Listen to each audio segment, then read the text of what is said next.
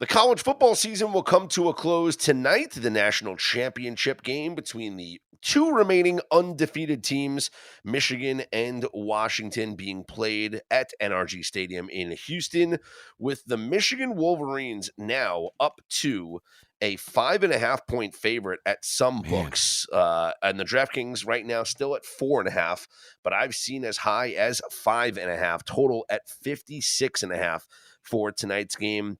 And I'll kick this off, AJ. I've been on Washington all season long, and I'm going to stay on Washington here. And I think not only can they cover this, I think they're live to win this game. Michigan has not seen an offense like Washington this season. And for, all the respect in the world that I have for Alabama and Jalen Milroe, it's not. It's clearly not this Washington offense. They haven't seen a quarterback like Michael Penix this year. Who's the best quarterback that Michigan faced this year? Like, let's just like off the top of your head, who's the best quarterback they faced? Jalen, because it ain't Kyle McCord. It's Jalen Milroe.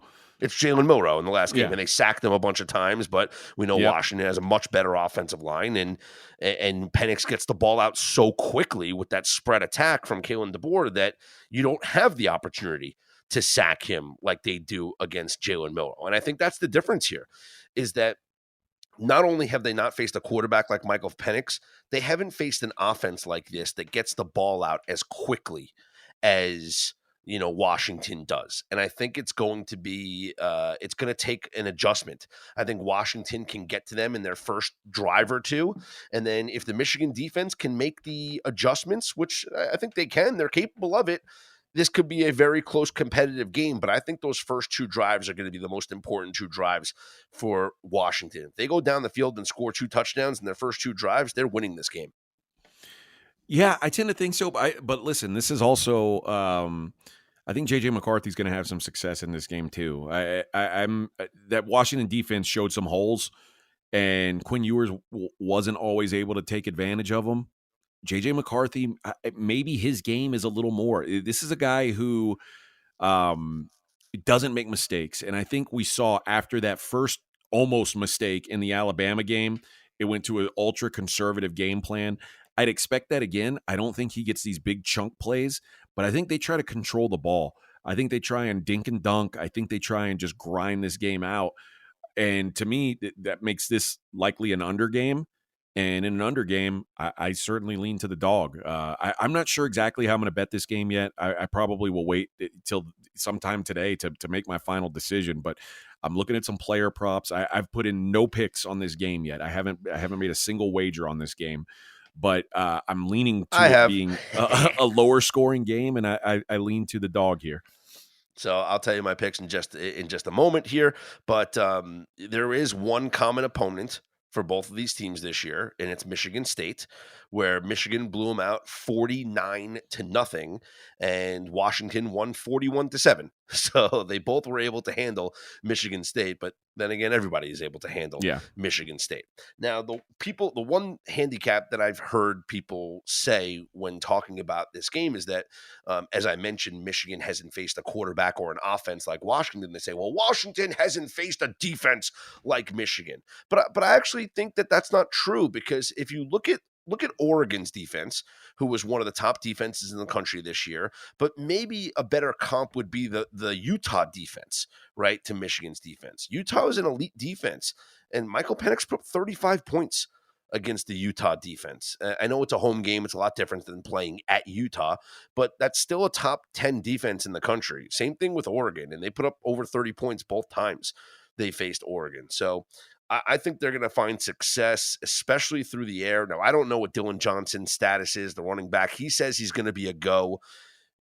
Dude had to be helped off the field last week, so I don't know how efficient he's going to be. But I've played. I made 3 plays on this game, and Washington is obviously one of them. Props that I like in this game: I like Michael Penix over 1.5 touchdown passes. It's minus 200. It's juiced. But he's throwing for 2 touchdown passes in this game. You're never going to be able to convince me that he is not throwing for 2 touchdowns, especially with a banged up Dylan Johnson.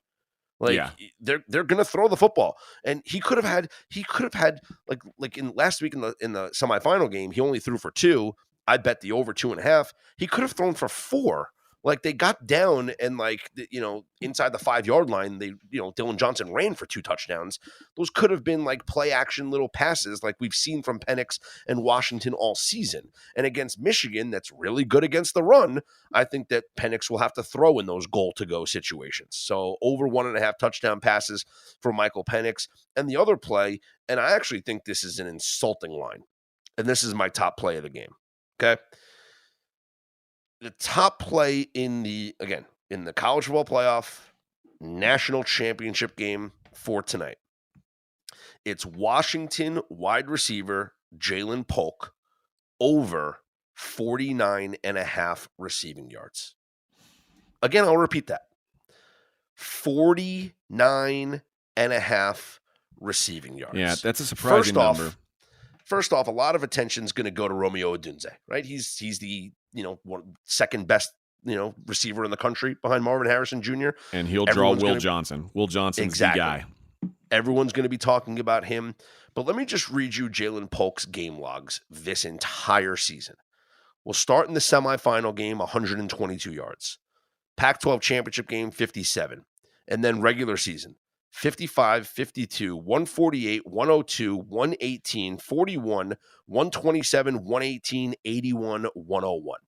So with the exception of the 5 catches for 41 yards against Arizona, he has gone over 50 yards in every single game this season. I don't care that it's Michigan. I don't care that it's a national championship game. Jalen Polk over 49.5 receiving yards, my best bet for the national championship game tonight. You know, a number that I was surprised at, and so one of the things that I know is going to happen tonight is Blake Corum's going to score a touchdown. It's almost he's like minus 500 to score a touchdown. Minus 420 is what I'm seeing here, and that might be short. Like I'm when I say it might be short, I'm not kidding.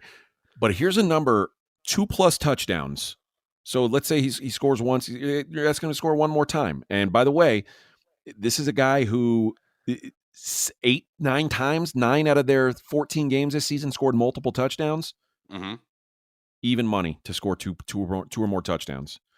I mean, he's their entire offense. He is their offense, particularly in the red zone. He is their offense. So that may be one of the props. Even if you want to just bet, just bet the 1 touchdown. I mean, I know 420 is a lot to lay. He has scored a touchdown in every single game they've played. He has. Season. It's almost. I mean, it's almost a lock. He'd have to snap his leg in every single game this season. And you know what? Going back to last year, he scored a touchdown in every single game except the game where he got hurt against Ohio State. Yep. He is now on a run of 6 consecutive games with 2 or more touchdowns. So for to say that he's even money to score 2 touchdowns, that feels like a good play to me. So that may be my So the better way I may have talked myself into one. The better way of me saying this, right? Because he got hurt in the Big Ten championship game last year against Ohio State, right? So Blake Corum, in every game over the last 2 seasons that he has started and finished, he has scored a touchdown in. That's wild. Yeah. Yes. Yeah, every game he started and finished, he scored a touchdown. But Blake Corum scoring a touchdown, I think he's going to score 2. So that's what I'm going to roll with. That's one of the plays I'll make for today.